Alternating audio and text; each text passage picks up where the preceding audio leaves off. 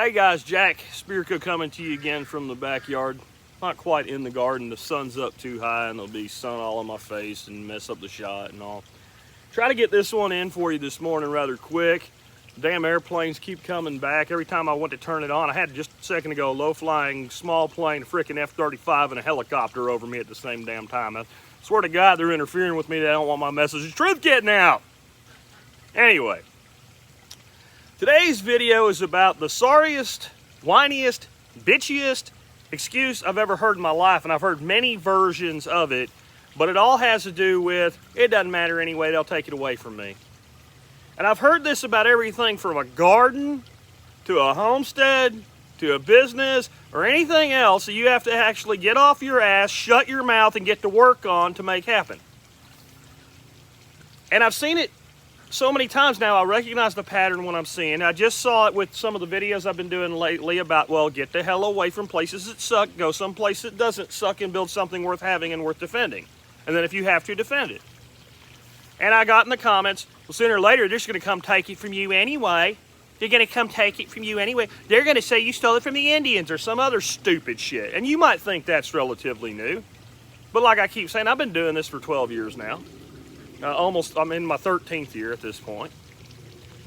And I've been dealing with people like this my whole life in business. I'm almost 50 years old now. And I've been dealing with this sorry-ass, whiny bullshit. And if you whine about my language, you're stupid. I'm sorry. That's, again, I said last time, 2 paragraphs of ranting and raving in all caps. And some of y'all tried to troll me with one little sentence or whatever. And I know who you are, and I let it go. But, the other thing is, if someone bitches about me cursing, when every time I curse in a video, I put in the subject, in the title that there's adult language, you're an idiot and you're too stupid to be communicated with and you get your ass banned. I don't want to deal with your stupid shit. But anyway, going way back to 2008 when I started doing a survival podcast, and I wanted to teach people, how to be more self-sufficient, self-reliant, independent, have personal liberty in their life. And so much in our life revolves around our ability to feed ourselves and feed our families. And since I launched a show called the Survival Podcast, the Alex Jones crew descended upon me like crazy. All the people who worried about the blue helmet, UN troops and shit like that. And a certain segment of them, well, they didn't want to plant a garden. Okay. I did a lot on planting gardens and growing your own food because you got to eat 3 times a day, 2 or 3 times a day your whole life. And it's all good and well to talk about guns and defense and firefights and all that shit, but I've been shot at exactly one time in my life. I did not care for it, but I've had to feed myself ever since I was old enough to put my food in my own mouth and not have to have somebody do it for me. So food security is incredibly important. It really is. Here comes the F-35. You're going to see this one don't get too close. I'll pause it if you do. So I started getting this shit from people, this whiny-ass baby pablum-puking bullshit. Well, I don't think that I should put the effort into a garden because if I grow a garden and the shit hits the fan, then I'm going to be a target and people are going to come steal my tomatoes. And yes, it sounded that stupid, even written out in what the person thought was a logically presented email. Oh, wait a minute. So you're Mr. Billy Badass. You've got yourself 47 cases of MREs in a bunker somewhere, and you're afraid of somebody stealing your tomatoes. Do you know what a sorry-ass little whiny bitch you sound like? Don't laugh. Well, go ahead and laugh. It's fucking funny, isn't it? Yeah, but it happens all over the place. It's not just that. You start talking about building a business. Well, it's just hard to build a business now because the stuff that I want to do where I'm at, there's regulations and laws and I can't. It's the same excuse. It sounds different. Not when I mock you for it, but it's the same excuse. Well, I'm going to just build my homestead here. Here come the F-35s. All right, and I know some of you like the planes aren't that bad. That's because I paused before you have them buzzing over my head. They're flying freaking patterns over me right now. Anyway. It doesn't matter where it is. It's the same damn excuse. It's not worth doing because insert bullshit excuse here. And so much of what I've seen in all the years I've been doing this and trying to help people get shit done in their life comes down to that very excuse. And it's also always takes some form of, well, it's different for you. It's different for you. Why the hell is it different for me? What the hell makes it different for me? I was born the son of a bootleg coal miner. A lot of y'all don't even know the hell a bootleg coal miner is. That's the guy that digs a hole in rock to steal coal from the Redding Company. Lives his whole life worried somebody's going to come blow his hole shut, maybe with him in it. Okay? That's how I was born to. I was born to, my grandfather on that side of the family. He'd done nothing but mine coal his whole life till he got black lung. I thought he was the toughest man in the world because he had hunks of coal in his freaking arm. He ended up retired very, very young because he couldn't work anymore due to black lung and would sit on his porch and cough up, hack up black coal dust 30 years after the last time he'd been in a mine. The house that I grew up in Pennsylvania, if you go there today, my dad still lives in it, you probably couldn't get $35,000 for it today. So why? Why was it easier for me? Why was it easier for me? I got my first job that didn't completely suck. It was working for MCI as a contractor, and I slept in my freaking truck 3 nights a week because the per diem they gave me for the hotel was worth more to me in my pocket than giving it to live in some flea bag roach motel. So I stayed in the hotel on both ends of the week, the beginning and the end, so I could take a shower. Spent the rest of the time sleeping in the freaking backside of my truck. Why was it easier for me? Because I effing did it, that's why. And here's the thing. Every time you take a step in the right direction to get shit done, the next step's a little bit easier, and the next step's a little bit easier, and it gets easier and easier as you go. But it's still always a struggle. I still build shit that fails. I still put things in that die. I still take shots with businesses that fail, right? The difference is now I can fail in some business venture, and it doesn't matter because I got enough of an underlying success to take care of me. But you know how I got there? Nobody just said, hey, Jack, you look like a really nice guy. Here's a successful business. Here's a successful homestead. Here's a successful farm. None of that shit happened that way. But somebody might take it away from me. No, why don't you just say what you really mean? I don't want to do it. Let's go back to they're going to steal my tomatoes. The zombies are going to march and steal my tomatoes. I'll tell you who that is. I don't want to grow a garden. Fine, don't fucking grow a garden. Don't make a fucking stupid fucking excuse for not growing a garden. So that's not my thing. And then I highly suggest that you hook up with some local food producers so that somebody's doing that and you find some value add to bring back to them because shit is going to get real eventually and we're going to need to rely on each other. But don't make some BS excuse.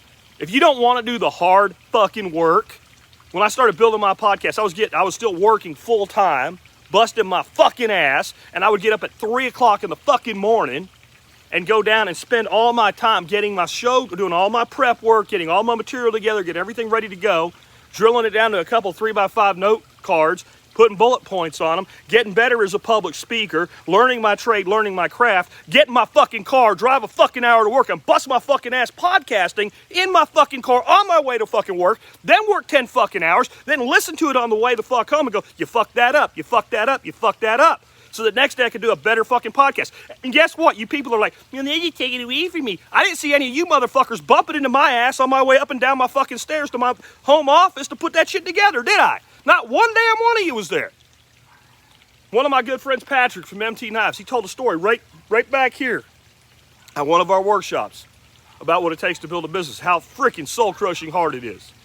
He said, I remember Jack saying one time on the air, he went to his wife, Dorothy, and he said, just give me 6 more months. Because it was that hard. Because it was that hard. Not that we were suffering. I made good money at work. And I had started to bring money in from the show. We had more money, but we had less time. My wife was seeing me walk in the door outside, water my garden so I didn't want to punch a hole in the wall, drink a couple beers, sit on the couch for a couple hours, veg out, and then get out of bed long before she rolled over to go do the shit I just talked about. And was like, I can't do this forever. And I said, give me 6 more months. It's not for everybody. But don't make a bitchy, whiny, baby-ass excuse about it. Don't be like, well, then they'll just take it from me. You know what? Your job will get taken for you before anybody takes my fucking business away from me. You know what happened to me in the middle of all this pandemic shit? You want me to sum it up with one word as to what it actually did to impact my life? Nothing. Didn't make any less money. Didn't have any less resources. Didn't have any less quality in my life. It's called resiliency. It's called being non-brittle, and you're never going to be resilient and non-brittle when you start out with the first word out of your mouth when anybody challenges you to step one step past where you're at with some bullshit whiny-ass excuse that it'll never work or they'll take it away from you. They're the same excuse. Whether you're whining that when there's a shit hitting the fan, well, a garden can make you a target. Well, the kind of shit you're hitting the fan you're talking about, being a human being will make you a target. Being a human being is going to make, so you might as well have something worth defending, or just say, I don't want to do that. I have total respect for a person like Jack. I've listened to all your shit on business. I don't want to own a business. Great.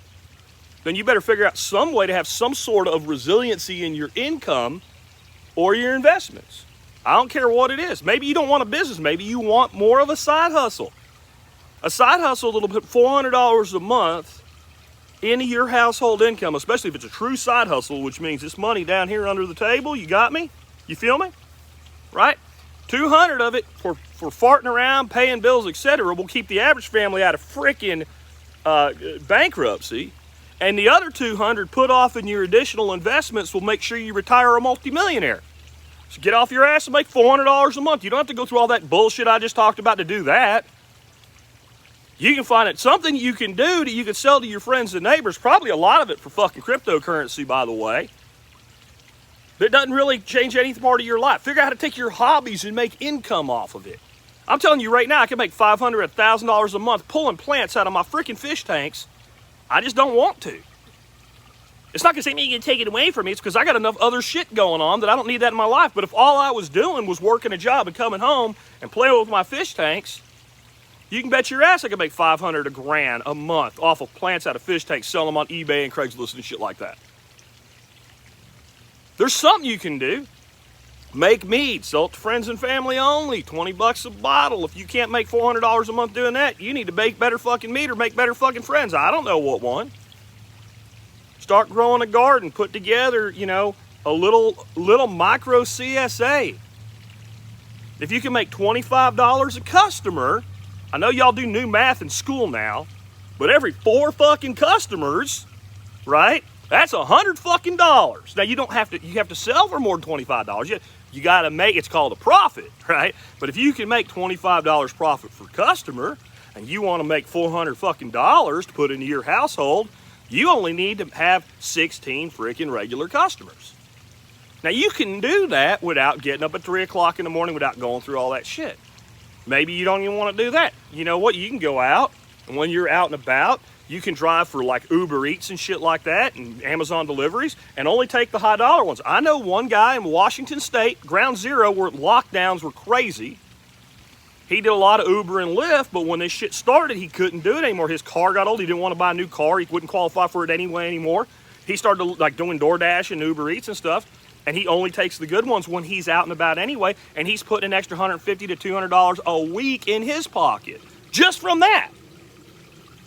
You tell me you'll take it away from me. Again, just say I don't want to do that. I understand. I remember when I was young and I first moved to Texas, I got offered a job. And I needed a job.